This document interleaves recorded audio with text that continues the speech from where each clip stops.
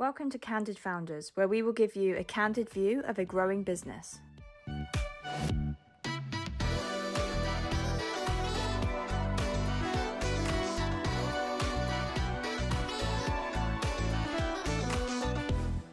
Here we go. Welcome to Candid Founders Podcast. This is episode number 1 that we're recording, so we'll have to see how it goes. But we are so excited because we've got like the full setup going on here. If you're on YouTube, you'll be able to see that we've got the mics going on. We've got boom arms. I know what a boom arm is now. I know what a Samsung Q2U is. Yeah, here we go. Yeah, we've done our research. So yeah, all of this kit arrived this week and we're now set up and ready to go. So episode number 1. And in this particular one, we want to talk about why we're here. And then go into a bit of background about the business and how we did last year. So, Andy, why are we here? Yeah, so today, guys, we're going to be talking about how we went from £200,000 to £500,000 last year. For some brief background, Bearkind is a bamboo sock company where 10% of the profits go to the animal on the sock, and we try to save the animal on the sock. It's why we're here. Our mission is really to save animals, and yeah, we're trying to do that by selling one sock at a time. Yeah, every pair helps. And so I started the company in 2018. I was working for a bank at the time. I was on a graduate program, wasn't really lighting any fires underneath me. I wanted to leave more of a legacy to the world. So I started the brand. And I think we'll go into more depth into that really. But I think the key milestones were started the brand 2018. I quit my job in 2020 at the end of, it was December lockdown that we were going through, so it was pretty crazy times for everyone, but I decided to go more crazy and quit my stable job. So that was 2 years ago and it's going quite well so far. And yeah, we're now at the point of we've grown a bit, we've got a team, we've taken on investment, we've got a fulfillment warehouse. So a lot of things have happened in those past 2 years. So those 2 years since quitting my job have been really crucial. And yes, as part of the journey as a founder, I learn from others, including podcasts, books, those kind of things. And I've just found that a lot of the time you're learning from others that are much further ahead than you. So The Diary of a CEO, for example, great podcast, amazing guests, really inspiring, but they are so far ahead. Yeah, they're just in a absolutely different stratosphere, to be honest. Yeah, like $1 million CEOs and like super famous people. And it's, yeah, again, as I said, very inspiring, but I don't feel like I can relate to it in my current space. No. Yeah, and I'm the same. I think it's also quite an in-depth podcast where they go into quite a lot of emotions. Yeah. And that's good. That works for Stephen. But I don't know if that's something that we would go for. Our pal Stephen, first name basis.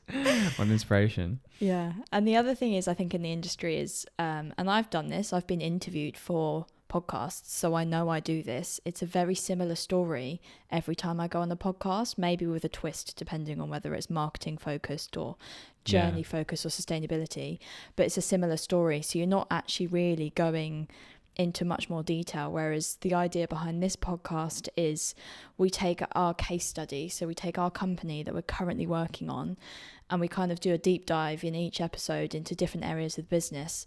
And I mean, it's in the name, Candid Founders, that we are being truly candid about what's going on, what it's like to run a business at this stage. We've gone from 5 to 6 figures fairly quickly, and we're now on the hunt for that elusive 7-figure mark, which I personally think is going to be very difficult for us. Yeah, challenging. Like I think we can do it, but it'll be challenging, and I really wanted to share our journey with it. Well, it's such a pity because I mean, I really think that Bearkind was started full-time properly when you went full-time. Yeah. Before then, it was definitely a side of desk, as they'd say in the corporate world, and you weren't able to put as much energy into it.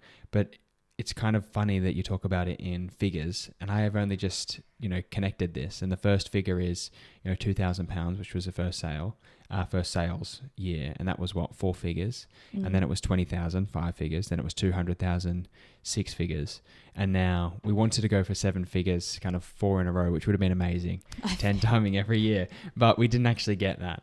No. But we got halfway there, which I think is still impressive. Yeah, and that's a learning thing really, that we set the goal at the start of 2022 of like, let's go for $1 million revenue, and a stretch goal. But I mean, realistically, if things had all kind of gone into place, I guess we might have achieved that. But I actually do think we're getting to the point where the growth is harder now. We've obviously made massive jumps each year, but it is harder to make those big jumps this time. And yeah, I guess the next big one for us that we recently hit was 6-figure month. That was December, November. No, even before that. I think that was June. Did we hit? No, I don't think we hit 6 figures in June. Oh no, that's 5 figures, wasn't it? Yeah, 5 figures in a month. Well, like, and quite high 5 figures, to be honest. But I mean, all of that sounds great, and it's nice to talk about it in that way. But we also want to share how we did last year, I guess, warts and all, in a way. So we did get to £500,000. We aimed for $1 million. We do like to set stretch goals here, and I think we got quite close. So yeah, I don't know if I've introduced myself. I'm Andy. I've now joined Bearkind full time. I've obviously been with Lucy for the whole time I've been with Bearkind and growing that. And so I've just left HSBC as one of their international managers. And we're having a proper crack at this right now. This is it. We've both left jobs. This is our income. This is our income. It needs to work. Everything's okay. But yeah, so let's talk about the P&L. So last year, £500,000 revenue, roughly split 1/3 wholesale, 2/3 retail. Which, to be honest, at the start of the year, I think we were expecting more kind of like 25% wholesale, 75% retail. But it's quite nice to have the goal of where we're going, but how that kind of broke down into wholesale and retail was really, I guess, a finger in the air to begin with. Yeah, and it's actually really interesting how those splits occurred, because we're wholesale for most of the year. Like Q1 to Q3, most of our revenue was coming from wholesale. And then Q4 happens and it's like, bam, you're hit in the face by Christmas, because obviously sock company at Christmas, we did really well. So we were like 70% wholesale, and then in Q4 we were like 70% plus retail. Like it completely flips on its head. Yeah. And it's funny as well talking to the team about that and being like, guys, it's going to change, and having the team ready to really put all the eggs into one basket with, owned socials, advertising, etc., coming online in Christmas rather than outside of maybe Father's Day, Valentine's Day, any type of peak periods in the rest of the year. And we were thinking about it last year in terms of retail and wholesale, and this year we're thinking about it more in terms of Christmas and wholesale, because retail is really only a possibility at a profitable scale kind of in Q4, when conversion rates go from like 3% throughout the whole year, kind of in industry average, and then they almost double in time for jingle tills, as everyone likes to call it. So 1/3 wholesale, 2/3 retail. Of that 1/3 wholesale, 80% of it was from Fair, which is one of our wholesale market platforms. We got into them in October of 2021, roughly. We didn't really see the, I guess, super potential of it to begin with, but we kind of only just set it up, got it ready, and then really did nothing with it. Shamefully, which was such a mistake, until we realized early, I think it was like maybe Jan or Feb 2022, how powerful the offer was that they had. So they had a £300 offer where we could sign up customers, really anyone, gift stores, podiatrists, people that are interested in socks. Fair would give them £300 to purchase our socks, which was incredible. So we grew from maybe 20 wholesalers in 2021 to close to 500 last year. Yeah, it was amazing. And you can really see that in our growth numbers, especially the bit where we actually like, this Fair thing sounds too good to be true. Yeah, I mean, it sounded too good to be true. That was our hardest conversion thing, that people didn't believe the offer. Yeah. But you can see it. It goes like no wholesale in January, and then February it's like 15 grand. Just suddenly out of nowhere, you're like, that's where we actually decided to do something with it. Yeah. Yeah. And then, so 80% of wholesale revenue was from Fair, and then roughly 20% from Anchor Store. Anchor Store was a similar platform, or is a similar platform to Fair, albeit more focused on Europe. Not something where we've gone really heavy into acquisition in Europe in comparison to our UK business. I think it's natural we speak the language, more regularly here in the UK rather than my German in Europe. I wouldn't trust your German for email acquisition. And then there was a few percentage points around the side which were manual sales. I didn't really expect it when I kind of set the goal of £250,000 last year in wholesale revenue to be mostly from marketplaces. I thought we'd be able to generate more relationships organically. Well, it was, I guess, because it wasn't even really on our radar, whereas now pretty much everything we're doing in terms of our goal setting and where we're putting efforts in the team is these marketplaces. Like, how are we driving revenue through them? And they've grown incredibly. Like, there's so many retailers shopping through these marketplaces now because it's just so much easier than having manual processes, invoices to chase, different places to go for. You literally just one shopping basket for all your things. Like, imagine that as a gift store owner. It just makes things so much easier. Why would you go anywhere else, to be totally frank? Yeah. So we're quite lucky with those marketplaces coming online for a relatively new and immature brand like we are, and maybe we are and we were. And so that's helped us really kind of get into wholesale, start to learn the ropes there. As two bankers, it's funny how little we know about the fashion industry. We're trying to change that. This is an example of it. We're sharing, I guess, what we know. And every time we share, we also have a lot of people go, "Ooh, would you actually really do that?" So if you're watching or listening and you think, what on earth are they doing? Please do let us know. It's so helpful. Yeah, we're learning as we go along. Yeah, so I think one of the other things we wanted to talk about was, so wholesale was about a third of the revenue. What were like the big levers that we had last year? And there was a few that kind of came to mind with us. We had professional groups, or professional, I guess, network groups. We had some Facebook groups, and we also did some cold email outreach. Which one did you think was the best, Lucy? Well, we definitely, when we found a particular niche in those podiatrists that you mentioned earlier, so podiatrists, people that look after your feet, so naturally you think about bamboo socks. There's loads of benefits of bamboo socks, sweat wicking, thermoregulating, that podiatrists can really relate to and recommend to their customers. And so we took this £300 offer from Fair and sent it to as many podiatrists as we could, especially because most of them had never heard of the platform, definitely wouldn't be on the platform because it was more of like a retailer platform, that we really, really benefited from doing that. And I think it wasn't until there were two things that really boosted our revenue in doing that was the Facebook group we found for like podiatry sales. And then the second one was we worked with Royal College of Podiatry. So these are the guys that know podiatry more than anyone. And we were able to send an email out to their 10,000 podiatrists to say, oh, we've got this offer. And because it's coming from them, it's like a trusted source. I think that was maybe like one of our biggest days we had ever. Yeah, absolutely. Amazing. And super profitable if you think about, how much we spent on RC Pod and working with them. And they were fantastic as well to work with. Really pushed us to make sure that all of the claims that we had been talking about were backed up with science.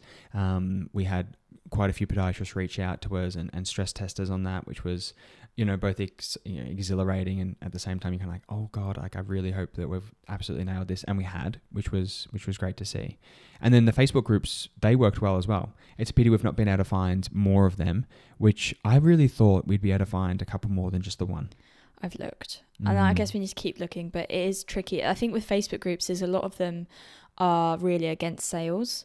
They're community groups, and sometimes they'll have like a day a week where they say sales are allowed, but a lot of them are not very high engagement with sales, whereas this one was specifically for sales for podiatrists. Like, it literally could not be more perfect. And I think what worked really well in our favor is we started with one post, and we'd sent emails out previously, so one post did okay and maybe a couple of people asked questions, but the next time I did it, I think I was able to say, you would have heard from us from Royal College of Podiatry. And then because we already had podiatrist customers in the group, they were like, oh, I've got your socks. Yeah, I really like them. Like, the offer is really good. My customers are loving them. And instant like social proof. And then we got loads off the back of that. So people will trust other people like in the group, but you just have to kind of search for it. Yeah, and they came on instantly as well. That was the craziest thing. The post came up. We had probably 20 plus signups, within a couple of hours. Yeah. For a relatively large, amount, and then they all started to to trickle through. So that's how we made up our wholesale revenue. The last thing we also did was we did some cold email outreach. So I can't tell you how many people Lucy and I found going through just manually finding different people that we could, reach out to and say, hey, look, we've got this fantastic offer of £300. Is there anything that you would be interested in purchasing from us? So we looked mostly at those people like podiatrists, physiotherapists, people who, the way that we thought about it was they're probably not a product business to begin with. They're a service business, but maybe you could add products on the side and have a vested interest in socks. And that niche went really well. Yeah. Even with just cold email outreach. Yeah, because I think, an ideal client for us now is a podiatrist, and another one would be a gift shop, because they have got like similar products, and someone goes into a gift shop to buy a gift, and we believe we're a great gifting product. So they are an ideal client, but they're actually also really hard to get in front of because the market is so saturated. They've got a shop full of gifts already. Yeah, inevitably they know who's the buyer. That's a question. Yeah, so it is much harder to get involved with those guys. And inevitably, a lot of them will have socks already. We have our USP that none of the other socks do. So we have like that kind of niche on lock where we can say, well, our socks have a bigger impact. But it is hard to convert someone who is already selling socks. I guess why would they move away from what they already do? Like we really, it is harder to convert those ones. Yeah. And so I think that covers the wholesale business quite nicely, to be honest. Yeah. And then that's onto our direct consumer business. So this was mostly online, website, which was probably 95% plus of our revenue last year in the channel. We then had maybe another 5%. This won't add up perfectly to Etsy. And Etsy was like, probably roughly 5%. And then we had a few other percent from some other platforms such as Big Issue, Social Supermarket, and the like. And I was, I think surprised that we didn't have more through different marketplaces last year, considering we had, Social Supermarket do so well the Christmas before.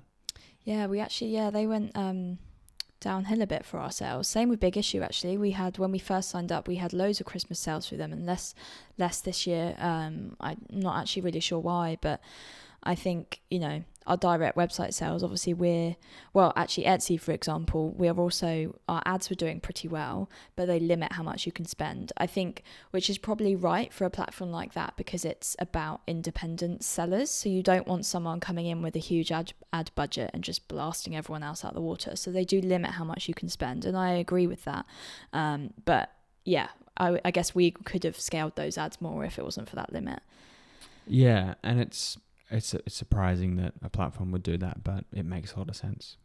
Staying true to their values, and it's something that we do as much as we can as well.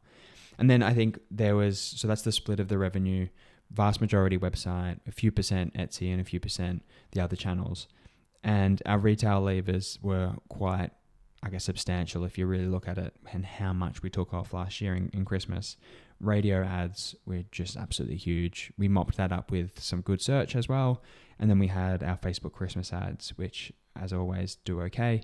But I was really surprised at attribution. But maybe we talk about the Facebook ads and the radio ads first, and then I can talk about attribution. Yeah, absolutely. Well, I guess the only thing really I was going to say is we did really well with these ads. It sounds amazing to hear your own brand on the radio, like next to like it's so funny the lottery, or like Range Rover. Yeah, they'd just be, and then it'd be like, oh, Bear Kind. I'm like, what? Who is that? It's so surreal.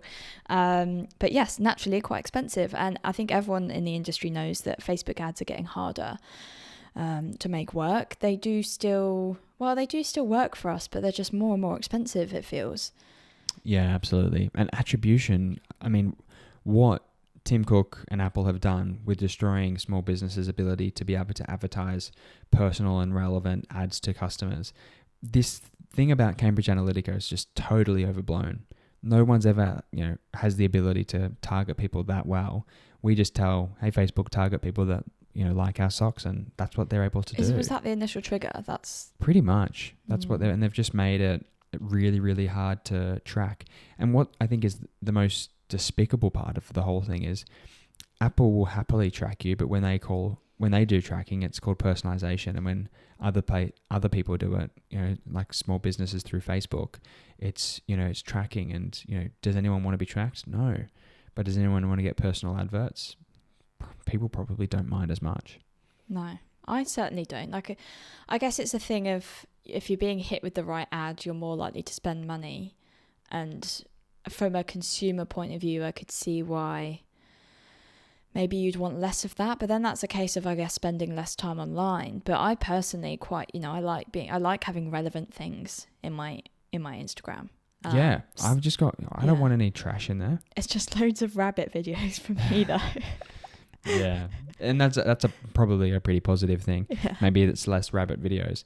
But one of the things we did do with attribution was we made sure that it was relevant, and the way that we made our ads relevant and, you know, checking how our spend was going was we implemented a thank you survey at the end of our purchases on our online store.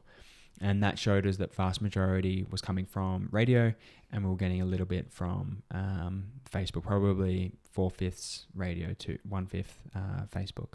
Yeah, that's actually a really handy app. We've had that for a while. So if anyone uses Shopify and is interested, it's called Better Thank You Page.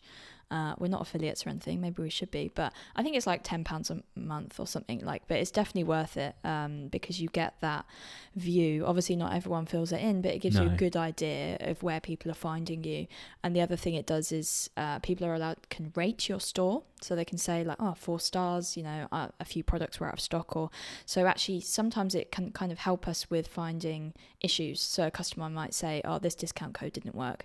It's funny that they won't come and tell you, like they won't email you to say, you know, I mean, not many people have the time to do that, but most won't email to say if there's a problem. But if it's just there at the end, they might tell you. So it's quite a useful one.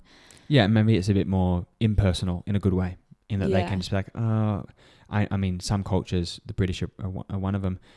You know, not many cultures really love confrontation, so they're not interested in being direct. But we're asking for the feedback. We're asking for it, guys, please. Yeah. And so that's kind of, I guess, where the business went in terms of product mix, and this is across both channels. So we sell bamboo socks. We've got children's socks. We've got kids, adult socks. We don't have anything for toddlers yet, and we do use sets. And so interestingly, 80% of our sales were from adult socks. So that's typically from sizes 4 to 11. We've now got 11 to 15. We didn't have that last year, or we didn't really have it until the very end of the year. And then we've got some sets. So in terms of revenue split, it was 80% adult socks, 10% children's socks, and then 10% sets. I really thought sets were going to be much more. Yeah, and I guess the way we set up the offer that we had on was people could still mix and match their sets. So you could go on and say, actually, I want this one, and this one, and then put it into an offer. And so I think we still had quite a high basket AOV, but people weren't buying the pre-made sets, as it were. So I'm less surprised because we had that set up. Children's socks, though, I have a theory that with kids socks, I guess you're more worried about like longevity, like especially like kids grow so fast, things wear out, they run around with no shoes on. I guess what we notice is people buying kids socks. They do quite well on the wholesale channel, but we see a lot of like grandparents, godparents, aunts, uncles. It's a very good gifting product in Christmas. Yeah. But it's quite an expensive sock for a child. I think as a parent, you're probably more likely to buy from the supermarket. So I think it makes sense that we've got this split. We always have, like it's always been like this since we bought out kids socks. Adult socks have still been like the big seller for us. Yeah. And I think that's a pretty good way to summarize, I guess, revenue for the whole year. I think, we got to 500K, super proud of that. Don't get us wrong. We tried our hardest. We're going to try and go again. I think really importantly, like what are our takeaways from last year? I think, what we're trying to do this year at least is, and we talked about it earlier, rather than being retail and wholesale, it's pretty much Christmas and wholesale. And I'll use an analogy in terms of where we spent our time. We spent our time predominantly on the retail business and a little bit on the wholesale business. Yeah. And that was just probably the biggest mistake we made last year. Yeah, I mean, hindsight's a beautiful thing, right?